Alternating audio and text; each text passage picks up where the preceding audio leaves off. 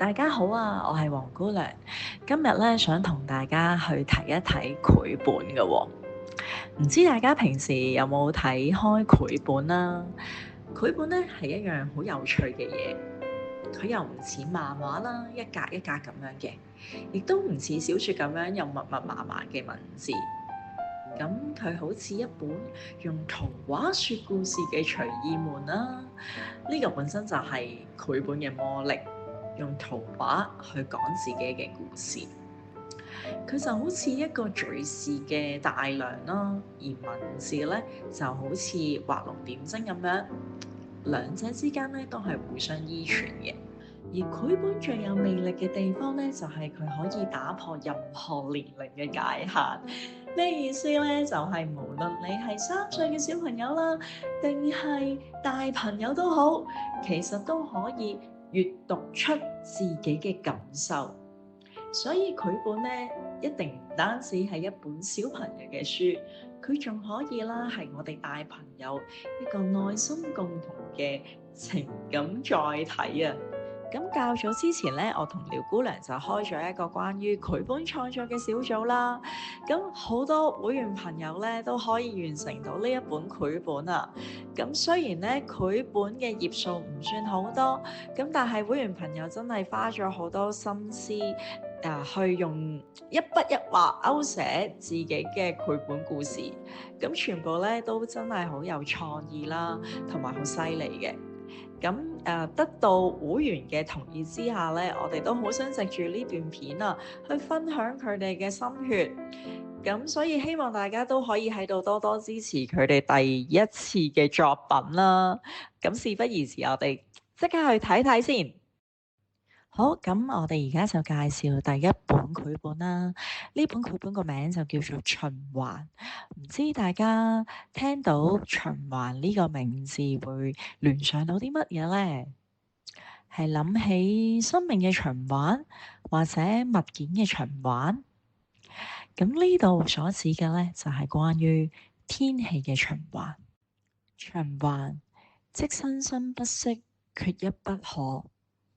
我好中意呢一句啊！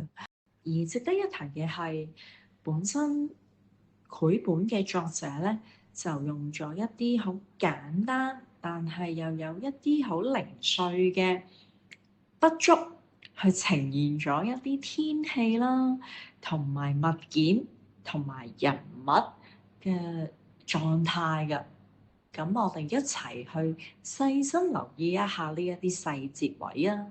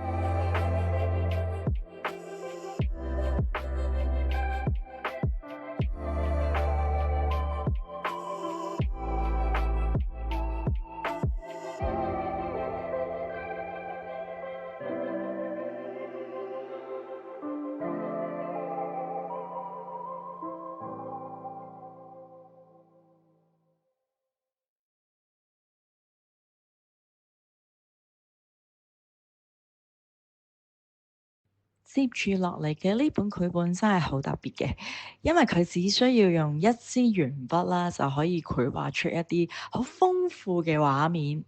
咁呢個豐富嘅畫面意思係喺個構思上面，其實佢係好完整嘅。咁我自己都好欣賞呢本繪本啦，因為係好簡潔，但係亦都好有自己嘅風格同埋特性。呢本繪本暫時未有名字嘅，咁但係容許我喺呢度幫佢改一改，就叫做約翰的一天啦。因為佢係講緊約翰呢點樣喺課堂上面呢用佢特別嘅方法做佢自己想做嘅嘢嘅喎。咁事不宜遲，我哋即刻嚟睇一睇呢本繪本啦。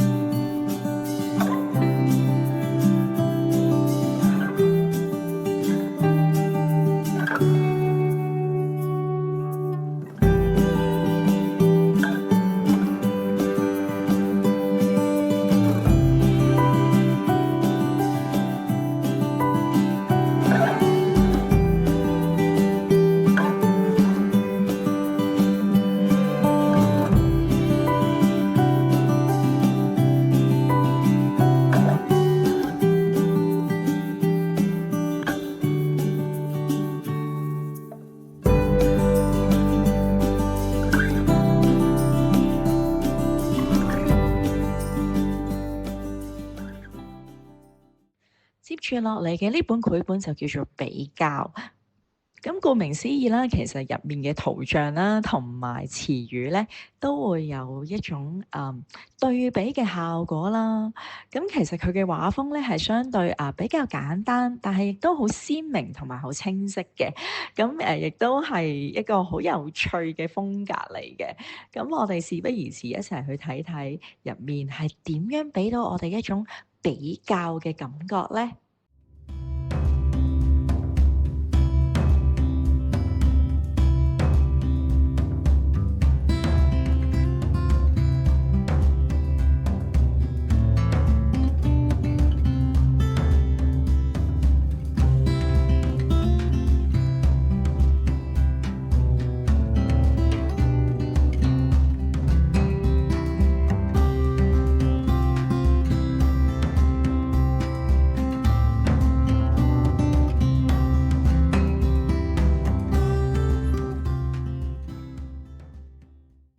接住落嚟嘅呢本繪本就叫做 Don't Forget to Keep Smiling。咁我自己係好鍾意呢本繪本嘅，因為佢係好色彩繽紛啦，同埋佢係有好多笑哈哈隱藏住喺入面嘅。咁亦都講緊一啲關於包容同埋寬恕嘅家庭關係。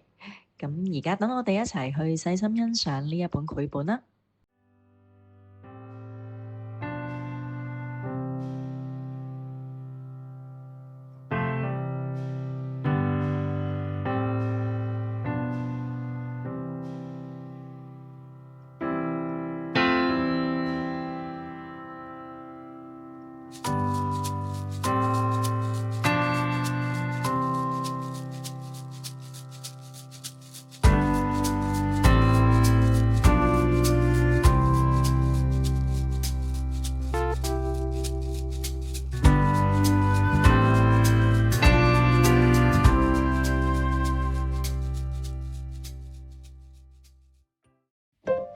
咁嚟到介紹最後一本繪本啦。呢本繪本咧就雖然得3頁，係未完成嘅作品，咁但係呢3頁咧都已經好震撼，同埋好有感染力嘅。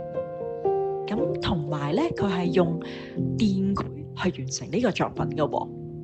不如我哋而家立即去細心感受一下呢一本咁特別嘅繪本啦。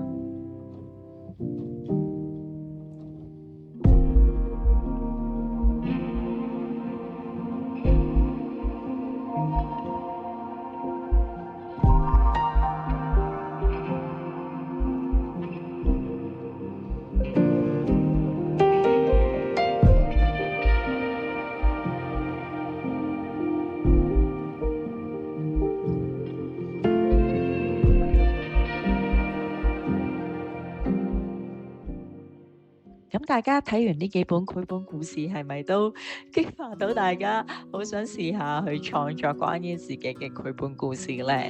咁其實可能又唔係你想象中覺得咁難㗎喎。咁如果大家願意嘅話啦，都邀請大家可以由今日開始拎起一支筆，去畫低你覺得生活之中覺得好有趣、好值得紀念嘅一啲時刻。